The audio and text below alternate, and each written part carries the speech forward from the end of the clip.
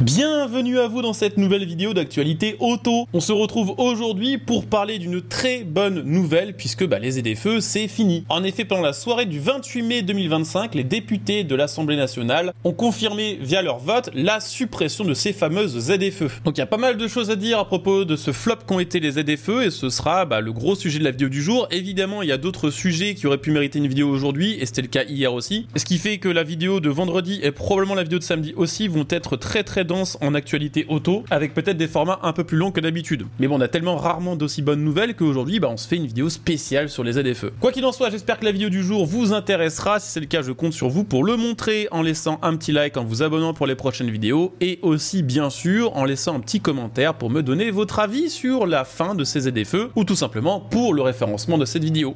L'Assemblée nationale a voté le mercredi 28 mai la suppression des zones à faible émission, les fameuses ZFE, provoquant ainsi un séisme politique et écologique. Cette décision soutenue par 98 députés contre 51 résulte d'un amendement porté par le Rassemblement national dans le cadre du projet de loi sur la simplification de la vie économique. Le texte a donc évidemment été soutenu par le Rassemblement national, mais également par les Républicains et aussi, et ça c'est plus surprenant, par des députés macronistes et également par des députés LFistes. La suppression des ZFE doit franchir une dernière étape qui normalement sera franchie assez facilement mais qui peut prendre un petit peu de temps à être franchie puisque cette suppression des ZFE a été intégrée au projet de loi sur la simplification de la vie économique française, projet de loi qui lui-même doit être voté dans son intégralité. Pour l'instant, il y a une très large majorité de l'Assemblée qui compte voter ce projet de loi sur la simplification de la vie économique. Si jamais il ne l'était pas, la suppression des ZFE serait remise en jeu, mais c'est extrêmement peu probable puisque la simplification de la vie économique touche tout un tas de sujets qui, pour la très large majorité d'entre eux, n'ont rien à voir du tout avec les ZFE. C'est vraiment en rapport avec l'économie générale française. Ce coup d'arrêt aux ZFE constitue un double échec pour le gouvernement et pour Agnès Pannier-Runacher, ministre de la Transition écologique, qui avait proposé un compromis, celui de conserver les ZFE uniquement dans les villes de Paris et de Lyon. Cet amendement a été balayé à 115 voix contre, 24 pour.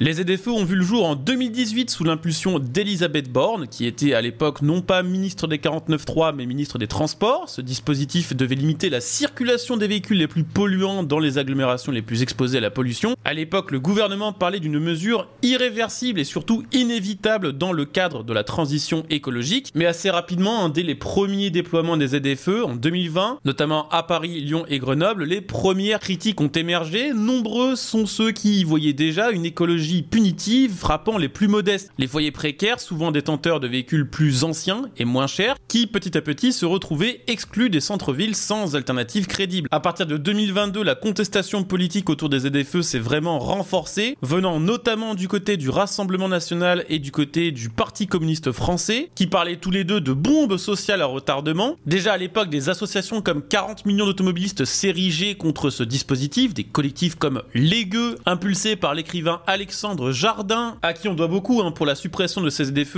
ont cristallisé un petit peu le rejet populaire. On accuse le dispositif de punir les pauvres pour sauver les riches. En 2023, la pression monte encore d'un cran puisque toutes les agglomérations de plus de 150 000 habitants sont sommées par le gouvernement d'instaurer une ZFE d'ici janvier 2025. La fronde politique à cette époque-là s'intensifie, y compris à gauche. Certains députés LFI à l'image de Mathilde Feld dénoncent un dispositif hypocrite qui favorise les lignes à grande vitesse au détriment des transports locaux de proximité.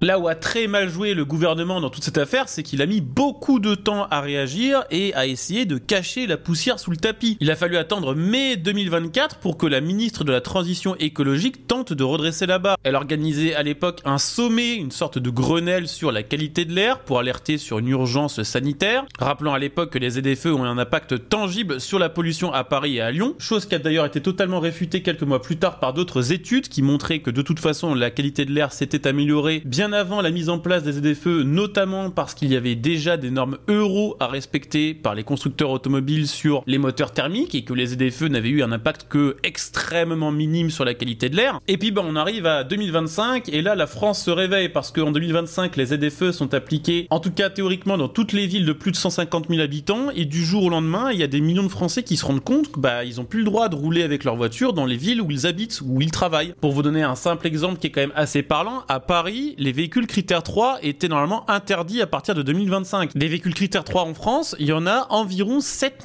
600 000. Ça représente environ 20% du parc automobile français, c'est-à-dire que du jour au lendemain, 20% des Français n'avaient plus le droit théoriquement de rouler dans Paris et ses alentours. Quand les députés Rassemblement National et PCF parlaient de bombe sociale à retardement en 2022, on est exactement là-dedans. En 2025, donc, du jour au lendemain, des millions de Français se posent la question de comment ils vont faire pour aller au travail demain. Que vont-ils faire de leur ancienne voiture critère 3 qui roule encore très bien mais qui est considérée par le gouvernement français comme trop polluante? Et surtout, comment vont-ils faire pour financer l'achat d'une nouvelle voiture considérée comme plus propre, mais aussi, il faut le dire, beaucoup plus chère et souvent malheureusement aussi beaucoup moins fiable? La pression s'accentue et donc en mai 2025, les députés votent la suppression pure et simple du dispositif. Et ça grâce au rassemblement d'un front transpartisan quasiment inédit, puisqu'il était très rare dans l'histoire de la 5ème République que autant de députés de tout horizon soient d'accord sur un même projet. L'association 40 millions d'automobilistes salue évidemment une victoire historique. À l'inverse, Tony Renucci du mouvement Respire ou Daniel Guiraud du Parti social traître dénoncent des choix irresponsables et une régression environnementale.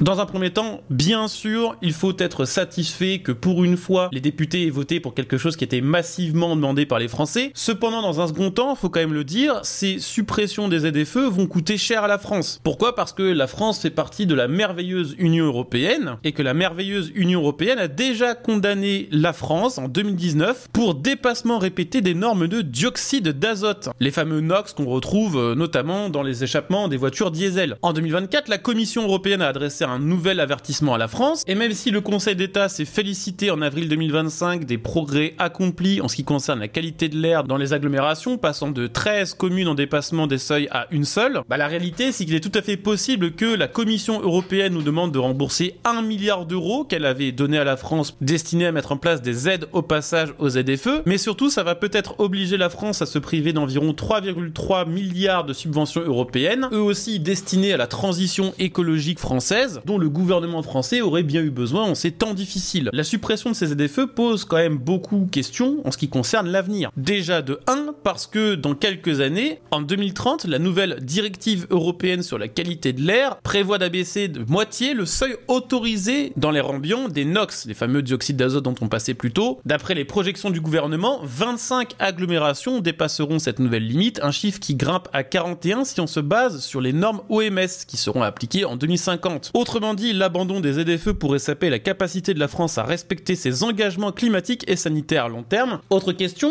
cette annulation des ZFE en France va-t-elle donner envie à d'autres pays européens d'annuler eux aussi leurs ZFE, puisque ce qu'on a en France est également appliqué dans d'autres pays. Peut-être que demain, les citoyens d'autres pays vont vouloir faire supprimer leurs ZFE, et on assistera peut-être à une épidémie de fin de ZFE à travers toute l'Europe. Autre question, qu'est-ce qu'on va faire de l'argent qui a déjà été engagé dans les ZFE, qui ont financé des systèmes qui au final ne serviront à rien? Alors c'est un détail tout con, mais par exemple les panneaux de ZFE, ils vont plus servir à rien maintenant, et à l'échelle d'un pays ça coûte des millions d'euros. Pareil pour les radars qui devaient flasher et envoyer des contraventions aux conducteurs circulant dans les villes ZFE avec des véhicules qui n'étaient pas adaptés aux bons critères, ça coûte des millions et ça ne servira jamais. Pareil d'ailleurs pour le système critère, il sert plus à rien maintenant que de toute façon il n'y a plus de ségrégation des automobilistes en fonction de leur couleur de vignette critère. Sauf qu'en attendant, il y a des millions de Français qui l'ont payé. Alors effectivement, c'est pas très cher, c'est 3 € et quelques centimes à chaque fois. Sauf qu'au total, sur des millions de Français, ça fait des dizaines de millions d'euros qui sont dans les caisses de l'État et qui ne servent à rien. Et puis si on pousse encore plus loin, qu'est-ce qu'on va faire pour les conducteurs qui, sous la pression des ZFE, se sont empressés début 2025 d'acheter une voiture électrique ou une voiture critère plus récente et qui se retrouvent à avoir déboursé 30, 40 000 euros pour avoir simplement le droit de rouler en ville et qui se rendent compte maintenant que leurs achats n'a servi à rien? Est-ce qu'on risque d'une manière un petit peu plus générale d'assister à ce genre de phénomène avec d'autres éléments de la transition écologique? Par exemple, est-ce qu'on risque pas dans quelques années que des projets plus importants comme celui de la transition vers la voiture électrique ne soient abandonnés après que des millions d'automobilistes aient déjà franchi le pas et se retrouvent avec des voitures qui du jour au lendemain se retrouveraient complètement obsolètes? D'ailleurs, à propos des voitures électriques, la fin des ZFE, c'est des nouveaux bâtons dans les roues parce que les ZFE étaient une des punitions, un des dispositifs envisagés par la France pour faire avancer la transition vers la voiture électrique. Maintenant que les Français ne risquent plus rien à conserver leur vieille voiture, quel sera leur intérêt à s'endetter sur 20 ans pour acheter une nouvelle voiture avec laquelle partir en vacances devient un réel challenge? Tout un tas de questions auxquelles pour l'instant nous n'avons pas de réponse. Ce qui est sûr, c'est qu'en ce moment et depuis plusieurs années, les automobilistes sont devenus la cible facile pour les gouvernements européens, mais spécialement pour le gouvernement français, et que plutôt que de taxer les GAFAM sur leur empreinte environnementale, on préfère s'en prendre plaindre aux Français du quotidien qui sont contraints d'utiliser une voiture pour se rendre au travail, faute d'investissement suffisant dans les transports en commun. Donc le combat contre les ZFE semble terminé, sauf revirement de situation si le projet de simplification de loi économique française est refusé. Mais s'il est refusé, c'est qu'on est dans une crise bien plus grave, avec peut-être encore une nouvelle dissolution ou autre qui suivra, chose que je pense que le gouvernement actuel essaye quand même d'éviter, donc on peut compter sur eux pour que ce soit voté. Quoi qu'il en soit, on en est là sur les ZFE. J'espère que cette vidéo vous aura intéressé, que j'aurai pas partagé trop de conneries. Si la vidéo vous a plu, je compte sur vous pour le montrer, en laissant comme d'hab un petit like, en vous abonnant pour les prochaines vidéos, et aussi, bien sûr, en laissant un petit commentaire. On se retrouve très bientôt pour une nouvelle vidéo. À très bientôt. Ciao.